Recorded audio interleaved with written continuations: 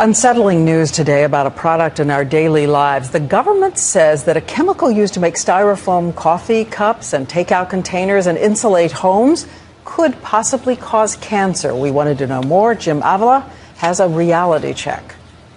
They are everywhere and last forever. The infamous styrofoam cups with a garbage dump half-life of 500 years, now possibly linked to cancer risks.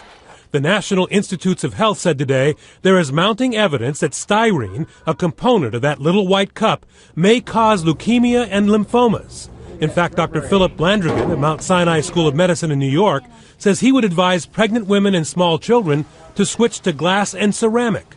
As a pediatrician, I'm in the business of urging caution, and I think this is a case where it's reasonable to urge caution even while the data are incomplete. So what does this mean for my coffee cup? Should I stop drinking from styrofoam? The makers of styrofoam said today's announcement is completely unjustified by the latest science. But the government says animal testing suggests a cancer link.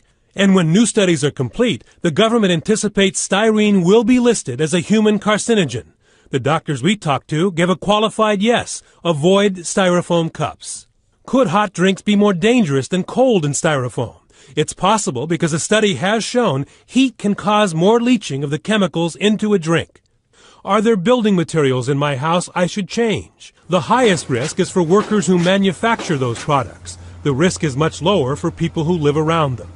So why is the government telling me this? Dr. Landrigan again. It makes sense for people in their personal lives to minimize their exposure, even though we can't precisely quantify the risk that's associated with something like drinking a cup of coffee out of a styrofoam cup.